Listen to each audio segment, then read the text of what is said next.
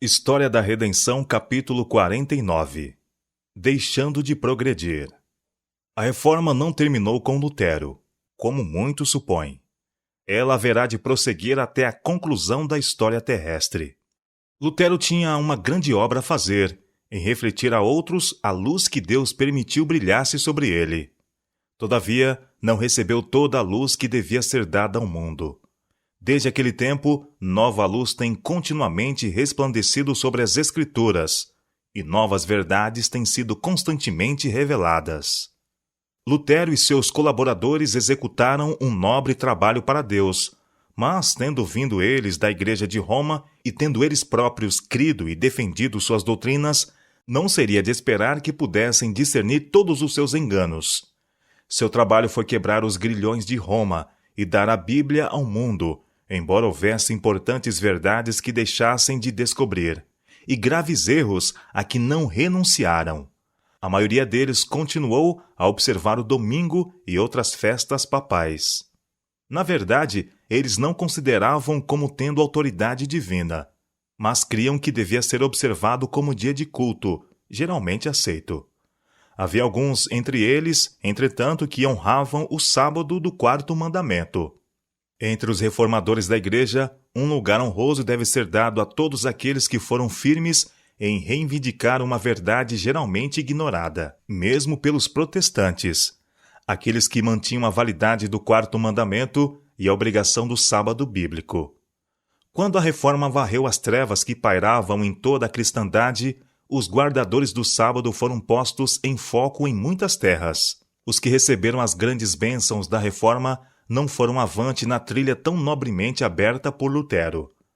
Poucos homens fiéis levantaram-se de tempos em tempos para proclamar novas verdades e expor erros longamente acariciados, mas a maioria, como os judeus nos dias de Cristo, ou os papistas no tempo de Lutero, estavam satisfeitos em crer como creram seus pais e viver como eles viveram.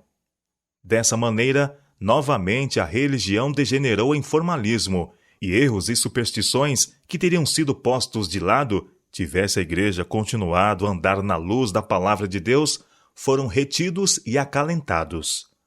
Assim, o espírito inspirado pela Reforma gradualmente morreu, até que houve quase tão grande necessidade de reforma nas igrejas protestantes, como na Igreja de Roma, no tempo de Lutero.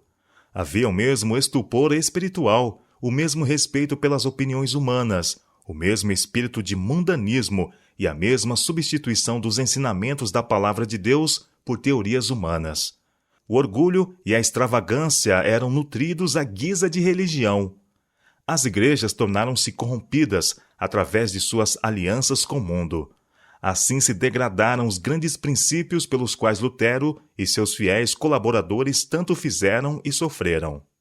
Quando Satanás viu que falhara em esmagar a verdade pela perseguição, de novo recorreu ao mesmo plano de comprometimento que havia conduzido à grande apostasia e à formação da Igreja de Roma. Induziu os cristãos a fazerem alianças, agora não mais com pagãos, mas com os que, por sua adoração ao Deus deste mundo, provavam-se igualmente idólatras. Satanás não podia mais retirar a Bíblia do povo. Ela fora colocada ao alcance de todos. Porém, levou milhares a aceitarem falsas interpretações e teorias errôneas, sem examinarem as Escrituras, a fim de aprenderem a verdade por si mesmos. Ele havia corrompido as doutrinas da Bíblia, e as tradições que iam arruinar milhões de pessoas estavam aprofundando as raízes. A Igreja estava encorajando e defendendo estas tradições, em vez de contender pela fé que uma vez foi entregue aos santos. E enquanto inteiramente inconscientes de sua condição e perigo, a Igreja e o mundo aproximavam-se rapidamente do mais solene e momentoso período da história do mundo, o período da revelação do Filho do Homem.